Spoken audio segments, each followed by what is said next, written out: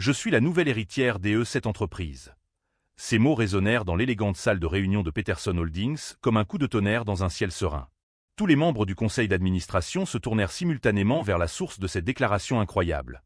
Une adolescente noire de 16 ans, debout à l'entrée, un sac à dos délavé sur les épaules et des baskets qui avaient connu des jours meilleurs. Richard Peterson, le PDG millionnaire assis en bout de table, éclata d'un rire si tonitruant que les cristaux du lustre en vibrèrent. « Vous, l'héritière ?» Il se tourna vers les autres dirigeants, essuyant une larme due à son fou rire. « Ma petite, vous ne devriez même pas être à cet étage. » Alexis Williams prit une profonde inspiration, ses yeux parcourant chaque visage dans la pièce. Tous blancs, tous masculins, tous vêtus de costumes qui coûtaient plus cher que le loyer annuel de son quartier. Mais il y avait quelque chose dans son attitude, un calme étrange pour quelqu'un qui aurait dû être intimidé. « Je m'appelle Alexis Williams », répéta-t-elle, cette fois avec une fermeté qui coupa le rire comme une lame. « Et je suis venu réclamer mon héritage légitime de cette entreprise. » Le directeur financier, James Crawford, ajusta ses lunettes et murmura quelque chose à propos de « ces gens » à son collègue. La remarque n'échappa pas à Alexis, mais elle se contenta de sourire. Un sourire qui n'atteignait pas ses yeux. 6 mois avant cette scène, Alexis menait une vie complètement différente. Fille d'une femme de ménage et élevée par sa grand-mère après la mort prématurée de sa mère, elle n'aurait jamais imaginé découvrir qu'elle était la fille de Thomas Peterson, le frère cadet de Richard et cofondateur de l'entreprise. Thomas était mort dans un accident de voiture alors qu'elle n'avait que 2 ans, emportant avec lui tous les secrets sur sa paternité. « Écoute, petite », Richard se leva, sa taille imposante projetant une ombre sur elle. « Je ne sais pas à quel jeu tu essaies de jouer, mais je te suggère de partir d'ici avant que j'appelle la sécurité. » Alexis ouvrit son vieux sac à dos et en sortit un dossier jauni. « Avant de faire ça, vous devriez peut-être jeter un œil à ça. » Les cadres échangèrent des regards incrédules lorsqu'elle posa les documents sur la table.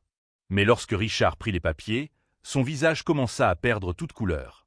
Test ADN, certificat de naissance, testament. Impossible, murmura-t-il, les mains tremblant presque imperceptiblement. Thomas n'a jamais. Thomas ne vous a jamais parlé de sa fille. Alexis pencha la tête, feignant la surprise. C'est étrange. Parce qu'il a clairement indiqué dans son testament que, s'il lui arrivait quelque chose, je devais recevoir ma part de l'entreprise à l'âge de 16 ans. Le silence dans la pièce était si dense qu'on pouvait entendre le tic-tac de l'horloge suisse accrochée au mur. Alexis observait chaque réaction, chaque micro-expression de panique sur les visages autour de la table. C'était comme si elle lisait un livre qu'elle connaissait déjà par cœur. James Crawford s'éclaircit la gorge nerveusement. Même si ces documents sont authentiques, une mineure ne peut pas. Elle peut hériter avec une représentation légale appropriée, l'interrompit Alexis doucement. Et il se trouve que j'ai déjà réglé cela. Richard serra les poings, le visage rouge de colère. Vous pensez pouvoir débarquer ici comme ça et sortir de nulle part. Alexis sourit à nouveau, et cette fois, il y avait quelque chose de dangereux dans ce sourire. Monsieur Peterson, je ne suis pas sorti de nulle part. Je me prépare à ce moment depuis des mois. Et j'ai une question. Croyez-vous vraiment que je serais venu ici sans être absolument certaine de mon droit? Alors que tout le monde la regardait avec un mélange de choc et de mépris, Alexis conservait une sérénité qui n'existe que chez ceux qui ont affronté des tempêtes bien pires et qui ont survécu pour raconter leur histoire. Là, face à tous ces regards incrédules, elle restait ferme, comme quelqu'un qui garde un secret trop puissant pour être révélé avant l'heure. Si vous aimez cette histoire d'une adolescente qui a défié tout un empire corporatif, n'oubliez pas de vous abonner à la chaîne pour découvrir comment une simple fille de banlieue était sur le point de réécrire les règles d'un jeu qu'il pensait si bien connaître. Richard Peterson examina les documents avec le soin de quelqu'un qui analyse des preuves au tribunal, mais ses mains tremblaient légèrement, un détail qui n'échappa pas à Alexis. Le test ADN était incontestable, daté de 3 mois auparavant, réalisé dans un laboratoire certifié. L'acte de naissance original indiquait clairement le nom de Thomas Peterson comme père. Ceci, dit-il en brandissant les papiers avec dédain, peut être falsifié. N'importe qui ayant accès à Internet peut. Vous pouvez appeler le laboratoire Genesis et vérifier, l'interrompit calmement Alexis, récitant de mémoire le numéro du protocole. Code de vérification 7834-B. Il conserve les dossiers pendant 5 ans. Le silence gênant qui s'ensuivit fut rompu par James Crawford, qui s'éclaircit nerveusement la gorge. Même si c'est légitime, une fille de votre origine ne comprend certainement pas les complexités de la gestion d'une entreprise de cette envergure. Alexis inclina la tête, un sourire presque imperceptible apparaissant au coin de ses lèvres. Mon origine? Pouvez-vous être plus précis, monsieur Crawford? Faites-vous référence au fait que je suis noir, pauvre, ou les deux? Je n'ai pas dit cela, répliqua-t-il rapidement, le visage rouge. Vous n'aviez pas besoin de le dire. Cela se lit sur votre visage depuis que je suis entré ici, répondit-elle avec un calme qui mit tout le monde mal à l'aise. Richard frappa violemment les documents sur la table. Écoutez-moi bien, jeune fille. Même si Thomas est vraiment votre père, cela ne vous donne pas le droit de débarquer ici 15 ans plus tard pour exiger quoi que ce soit. 14 ans, corrigea-t-elle doucement. Il est mort quand j'avais 2 ans. Cette correction l'irrita encore plus. Richard se leva et se dirigea vers la baie vitrée qui offrait une vue imprenable sur la ville. Vous pensez pouvoir débarquer ici et revendiquer quelque chose que vous n'avez pas construit, que vous ne comprenez pas. C'est à ce moment-là qu'Alexis abattit sa première carte. En fait, Monsieur Peterson, je comprends très bien. Par exemple, je sais que Peterson Holdings fait l'objet d'une procédure fédérale pour discrimination raciale dans le domaine du recrutement. Je sais que vous avez perdu 3 gros contrats cette année en raison de problèmes de diversité.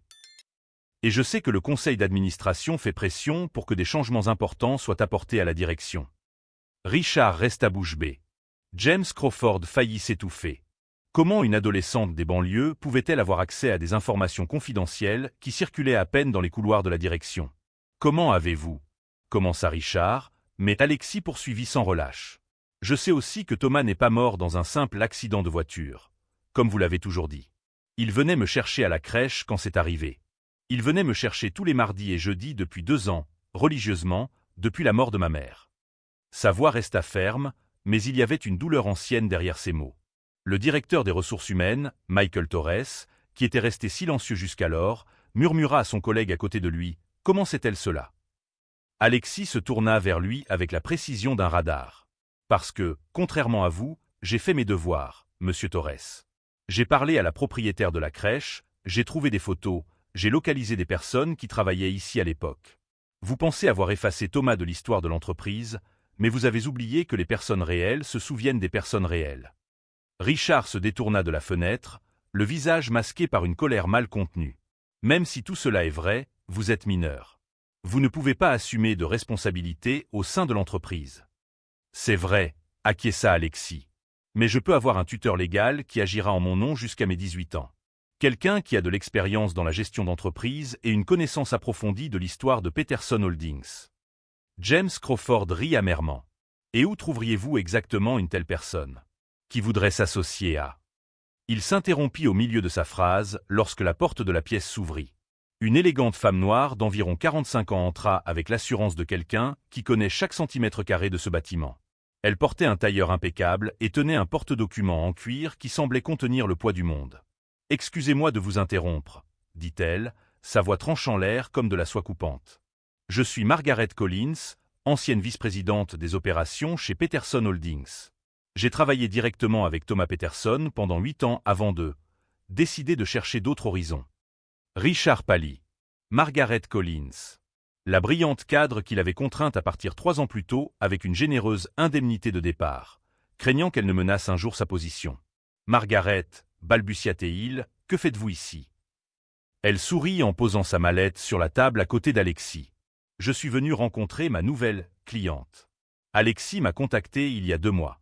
Je dois dire que j'ai été impressionné par ses recherches sur la véritable histoire de cette entreprise. » Alexis resta assise, mais il y avait désormais quelque chose de différent dans son attitude. Elle n'était plus une adolescente seule face à un empire corporatif.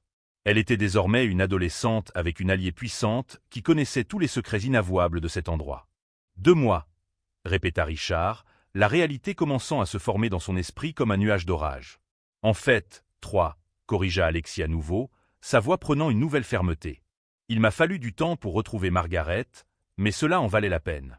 Surtout quand elle m'a raconté les véritables circonstances qui ont conduit Thomas à conduire seul cette nuit-là. » James Crawford déglutit. « De quoi parle-t-elle » Margaret ouvrit son porte-documents et en sortit un enregistrement audio sur un ancien appareil. « Thomas m'a appelé le soir de l'accident. Il était bouleversé par une découverte qu'il avait faite concernant des irrégularités financières dans l'entreprise. Il m'a dit qu'il allait confronter quelqu'un au bureau avant d'aller chercher sa fille. Le silence dans la pièce était si dense qu'on pouvait entendre le bourdonnement de la climatisation. Richard était devenu complètement pâle. « Il n'est jamais arrivé au bureau, » a poursuivi Margaret. « L'accident s'est produit 3 pâtés de maison avant. Très pratique, vous ne trouvez pas? Alexis observait chaque réaction, chaque micro-expression de panique sur les visages autour de la table. Pendant des mois, elle s'était préparée à ce moment, rassemblant des preuves, reliant des points que personne n'aurait jamais pensé qu'une fille de banlieue serait capable de relier. Vous pensiez avoir enterré Thomas avec ses secrets, dit-elle d'une voix basse, mais empreinte d'une autorité qu'aucun diplôme universitaire ne pouvait lui conférer. Vous pensiez qu'une enfant orpheline n'aurait jamais les ressources ni l'intelligence nécessaires pour déterrer la vérité. Ce que ces hommes puissants ignoraient, c'est que sous-estimer Alexis Williams avait été la première erreur fatale d'une longue série. Et tandis qu'ils se débattaient avec la réalité de l'effondrement de leur récit soigneusement construit, elle avait déjà 3 coups d'avance, préparant un échec mat qui transformerait cette salle de réunion en scène d'une justice qu'elle attendait depuis 15 ans. L'enregistrement audio que Margaret posa sur la table semblait trop petit pour contenir 15 ans de secrets enfouis. Richard regardait l'appareil comme s'il s'agissait d'une bombe sur le point d'exploser, ce qui, d'une certaine manière, était exactement le cas. Vous ne pouvez rien prouver avec un vieil enregistrement, dit-il, mais sa voix avait perdu toute son autorité. Thomas était perturbé ces derniers mois. Tout le monde le savait. Alexis se pencha en avant, ses doigts tapotant doucement la table. Un geste qui semblait anodin, mais qui fit déglutir James Crawford lorsqu'il remarqua le rythme régulier. C'était du morse. La jeune fille envoyait un message en morse. « Perturbé » répéta-t-elle, feignant de réfléchir au mot. « C'est intéressant que vous utilisiez ce mot, Monsieur Peterson. Parce que c'est exactement ce que Thomas a dit à Margaret dans cet enregistrement, qu'il était perturbé par ce qu'il avait découvert dans les livres comptables. » Michael Torres, le directeur des ressources humaines, tenta d'intervenir. « Écoutez, jeune fille, même si vous êtes la fille de Thomas, cela ne signifie pas que vous pouvez venir ici et porter des accusations. » « Des accusations » l'interrompit Alexis, sa voix conservant ce calme dangereux. « Je n'ai encore porté aucune accusation.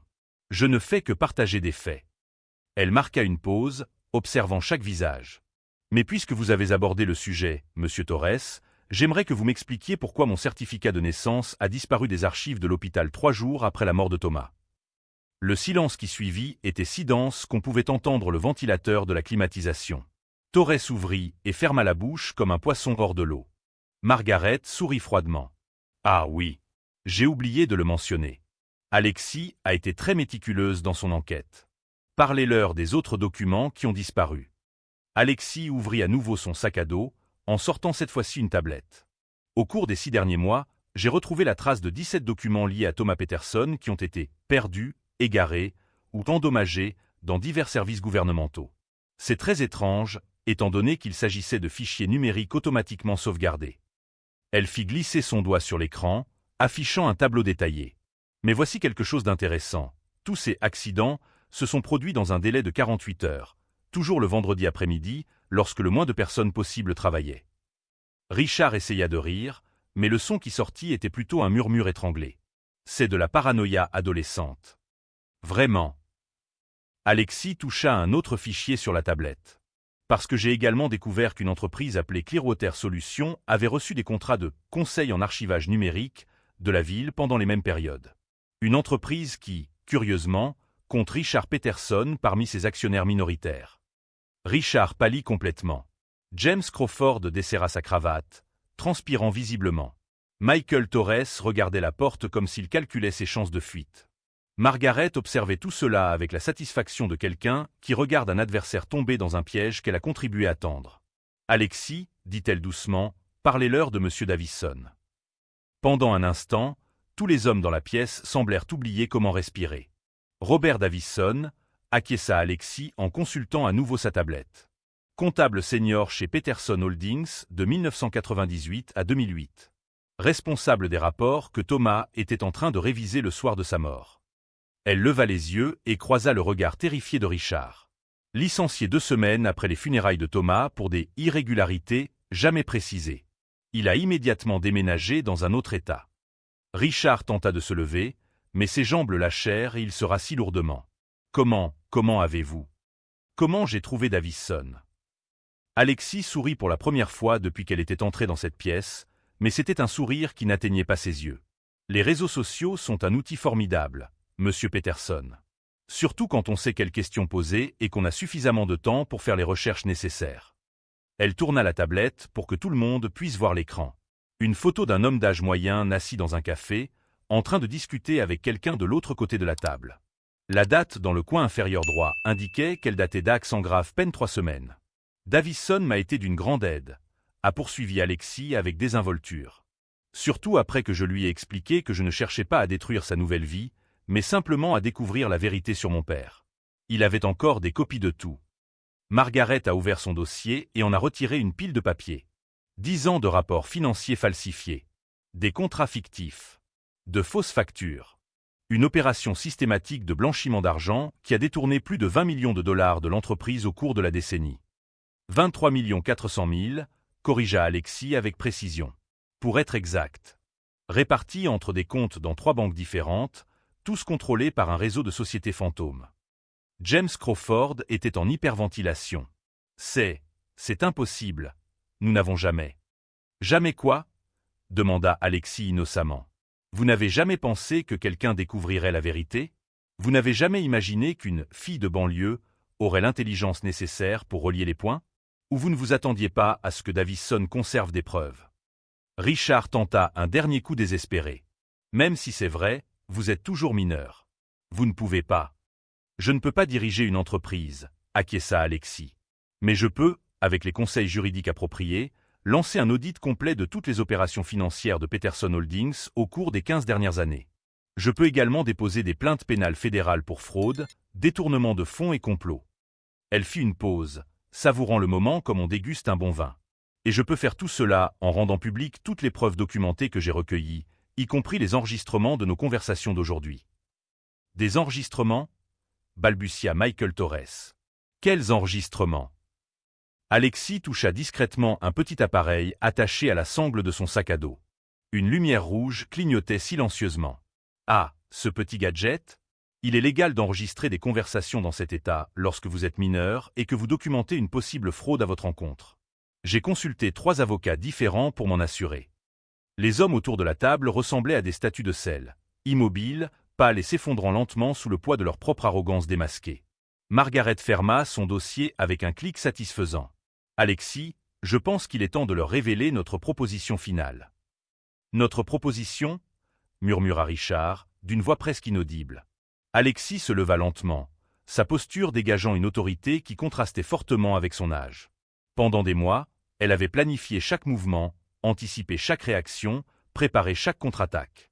Ce que ces hommes puissants ne savaient pas encore, c'était que l'adolescente sans défense, qu'ils avaient sous-estimée, était sur le point de leur offrir un choix qu'aucun d'entre eux n'était prêt à affronter. « Messieurs, dit-elle, sa voix tranchant l'air comme une lame précise, le moment est venu de discuter des conditions de ma clémence. » Alors que les dirigeants étaient pris entre la panique et l'incrédulité, Alexis restait là, au centre de l'ouragan qu'elle avait elle-même créé, sachant que la véritable tempête était encore à venir. Car ce qu'aucun d'entre eux ne soupçonnait, c'est que tout ce qui avait été révélé jusqu'à présent n'était qu'un échauffement avant le véritable coup qu'elle avait prévu. Un coup qui non seulement lui permettrait de récupérer son héritage, mais réécrirait complètement la structure du pouvoir de cette entreprise qui pensait pouvoir enterrer la vérité avec son père. « Ma proposition est très simple, » dit Alexis en contournant lentement la table comme un prédateur qui a enfin acculé sa proie. « Vous pouvez démissionner volontairement, rendre l'argent volé et avouer publiquement vos crimes. » « Ou quoi? S'écria Richard, la voix brisée par le désespoir. « Vous n'êtes qu'une enfant. Personne ne vous prendra au sérieux. » Alexis sourit en touchant à nouveau le petit appareil dans son sac à dos. « En fait, Monsieur Peterson, notre conversation est diffusée en direct depuis exactement 43 minutes. » Le silence qui suivit fut absolu. Même la climatisation n'osait pas faire de bruit. « Diffusée en direct » murmura James Crawford, le visage pris d'une inquiétante teinte grisâtre. Margaret ouvrit son ordinateur portable et tourna l'écran pour que tout le monde puisse voir. Sur l'écran, un streaming YouTube affichait « Exposition en direct. Corruption chez Peterson Holdings » avec plus de 47 000 vues et des commentaires qui augmentaient chaque seconde. 17 543 personnes vous ont vu admettre une fraude d'entreprise au cours des 5 dernières minutes, informa Alexis avec désinvolture en consultant son téléphone. Y comprit plusieurs personnes très intéressantes. Richard tenta de se lever, mais ses jambes le lâchèrent. « Vous ne pouvez pas. C'est illégal. » « En fait, c'est tout à fait légal, » a déclaré une voix autoritaire depuis la porte. 3 agents fédéraux sont entrés dans la pièce, suivis de 2 inspecteurs de police locale. « Je suis l'agent fédéral Sarah Martinez. » Alexis Williams nous a contactés il y a 2 semaines avec des preuves de fraude d'entreprise et de blanchiment d'argent. Le chef des agents s'approcha de la table, observant les documents éparpillés. Nous avons des mandats d'arrêt pour Richard Peterson, James Crawford et Michael Torres. Non. James se leva brusquement, essayant de courir vers la porte. L'un des détectives l'intercepta sans effort, le menottant alors qu'il marmonnait de manière incohérente à propos de malentendus et de consulter des avocats. Michael Torres était en état de choc complet, assis immobile tandis que des larmes coulaient silencieusement sur son visage. « Ma famille » murmura-t-il. « Mes enfants vont voir ça sur Internet. » Richard, cependant, essayait encore de garder un certain contrôle. « Vous ne pouvez rien prouver. » Une adolescente rebelle avec de faux documents. Alexis ouvrit son sac à dos une dernière fois et en sortit une autre tablette. « Vous vous souvenez de M. Davison, notre comptable repentant? Eh bien, il n'a pas seulement conservé des copies des documents financiers. » Elle lança la lecture d'une vidéo enregistrée. L'image montrait Richard Peterson dans son bureau 3 ans auparavant, donnant clairement des instructions à Davison sur la manière de dissimuler des transferts illégaux. La qualité audio était cristalline. « Assurez-vous que rien ne puisse être retracé jusqu'à moi, » résonna la voix de Richard dans la pièce. « Si quelqu'un découvre quelque chose, vous assumerez toute la responsabilité. J'ai trop de protection pour tout gâcher pour quelques millions. » Richard pâlit complètement. Ceci a été sorti de son contexte. « Nous avons 14 heures d'enregistrement similaires, » a déclaré l'agent Martinez en faisant signe à ses collègues. « Monsieur Davison a pris soin de documenter ses interactions avec vous après avoir réalisé qu'il était utilisé comme bouc émissaire. » Alors que les agents s'approchaient de Richard, celui-ci a finalement perdu tout son sang-froid. « Vous ne savez pas à qui vous avez affaire, » a-t-il crié à Alexis. « J'ai des contacts. De l'influence. Je vais vous détruire, vous et votre famille de voyous. » Ce commentaire raciste a été la goutte d'eau qui a fait déborder le vase. Le chat du streaming a explosé d'indignation et le nombre de vues a grimpé à plus de 80 000. Les commentaires réclamant justice se multipliaient à chaque seconde.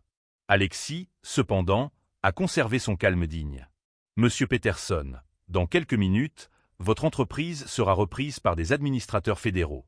Vos comptes personnels seront gelés. Et cette vidéo de vous traitant une famille noire de « bidonville » en direct sera vue par des millions de personnes. » Elle fit une pause, le regardant se faire menotter. « Mais la véritable ironie, c'est que mon père, Thomas, a laissé des instructions très précises dans son véritable testament, celui que vous avez tenté de détruire mais dont Davison a conservé une copie. Des instructions sur la manière dont l'entreprise devait être dirigée s'il lui arrivait quelque chose. » Margaret sourit en sortant un dernier document de son porte-documents. Thomas avait prévu que Richard tenterait de voler l'héritage de sa fille. C'est pourquoi il a créé un fonds fiduciaire contenant 51% des actions de l'entreprise, auquel Alexis ne pourrait accéder qu'à l'âge de 16 ans. 51%, répéta Richard, incrédule. La majorité absolue, confirma Alexis. Ce qui signifie que, légalement, je suis la nouvelle propriétaire majoritaire de Peterson Holdings. Et ma première décision en tant que propriétaire est de vous licencier pour motif valable et de vous poursuivre en justice pour fraude et détournement de fonds. James Crawford, toujours menotté, se mit à sangloter. « J'ai une famille, une hypothèque, s'il vous plaît. » « Vous auriez dû y penser avant de voler 23 millions de dollars, » répondit Alexis sans émotion.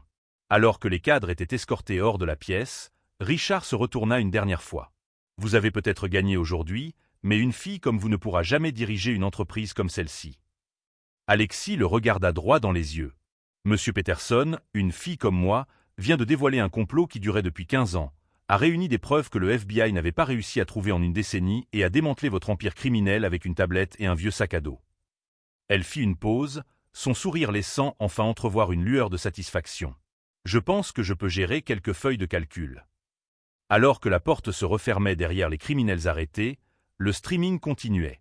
Les commentaires étaient un mélange d'indignation face à la corruption exposée et d'admiration pour l'intelligence et le courage d'Alexis. Margaret ferma son ordinateur portable et observa Alexis, qui restait étrangement calme pour quelqu'un qui venait de révolutionner toute sa vie. « Comment te sens-tu » demanda-t-elle doucement. Alexis regarda par la fenêtre panoramique, observant la ville qui s'étendait en contrebas. « J'ai l'impression que mon père peut enfin reposer en paix. » Ce que personne dans le streaming, ni même Margaret, ne savait encore, c'est que la véritable vengeance d'Alexis allait bien au-delà de la dénonciation de Richard Peterson. Ce qu'elle avait découvert sur la mort de son père et le plan qu'elle avait élaboré pour honorer véritablement sa mémoire commençaient seulement à se dérouler, et allait changer non seulement Peterson Holdings, mais toute la communauté qui avait été négligée pendant des décennies par la cupidité des entreprises. 6 mois après le jour qui avait tout changé, Alexis Williams était assise dans la même salle de réunion où elle avait été ridiculisée. Mais cette fois, la table était remplie de nouveaux visages, des cadres compétents issus de diverses origines ethniques qu'elle avait personnellement recrutés. Peterson Holdings, rebaptisé Williams Peterson Corporation, était devenue l'entreprise à la croissance la plus rapide du secteur. Sous la direction de Margaret Collins en tant que PDG et avec Alexis supervisant les décisions stratégiques, l'entreprise avait non seulement récupéré les 23 millions volés, mais avait triplé ses bénéfices en mettant en œuvre des pratiques éthiques révolutionnaires. Richard Peterson, quant à lui, purgeait une peine de 15 ans pour fraude d'entreprise et blanchiment d'argent. La vidéo de son commentaire raciste en direct était devenue virale, vue par plus de 10 millions de personnes et entraînant son rejet social total. James Crawford avait perdu sa maison, sa famille et avait déclaré faillite après les poursuites civiles. Michael Torres travaillait désormais comme vendeur dans un grand magasin, sa carrière dans le monde des affaires détruite à jamais. La réunion avec les investisseurs a été un succès, a déclaré Margaret en souriant à Alexis. Ils veulent étendre notre programme de bourses universitaires aux jeunes issus de communautés défavorisées. Alexis a acquiescé, regardant par la même fenêtre où Richard avait l'habitude d'exercer son pouvoir. Elle voyait maintenant des enfants jouer dans le nouveau parc que l'entreprise avait financé sur le terrain où se trouvaient auparavant des bureaux vides. « Tu sais ce qui est ironique ?» dit-elle en se tournant vers Margaret. Richard a passé toute sa vie à essayer d'éloigner des gens comme nous du pouvoir. Au final, c'est justement une fille des banlieues qui a bâti l'empire dont il avait toujours rêvé. Le téléphone portable d'Alexis vibra pour signaler une notification. C'était un message de Davison, l'ancien comptable qui avait fourni les preuves cruciales. Il terminait ses études de droit, financées par la nouvelle fondation Thomas Peterson pour les secondes chances. Alexis sourit en rangeant son téléphone. Elle avait appris que la véritable vengeance n'était pas de détruire ses ennemis, mais de construire quelque chose d'aussi extraordinaire que leur méchanceté en deviendrait complètement insignifiante. Cette adolescente qui était entrée dans une salle de réunion avec un vieux sac à dos avait prouvé quelque chose de fondamental. Sous-estimer quelqu'un sur la base de préjugés n'est pas seulement moralement répréhensible, c'est aussi stratégiquement stupide. Au final, Richard Peterson n'a pas été vaincu par la haine ou la révolte. Il a été vaincu par l'intelligence, la préparation et une jeune fille qui a transformé chaque obstacle en carburant pour quelque chose de plus grand. La meilleure vengeance, avait découvert Alexis, est d'atteindre un succès que ses oppresseurs n'auraient jamais pu imaginer, et d'utiliser ce succès pour créer des opportunités qu'ils ont tenté de refuser à d'autres.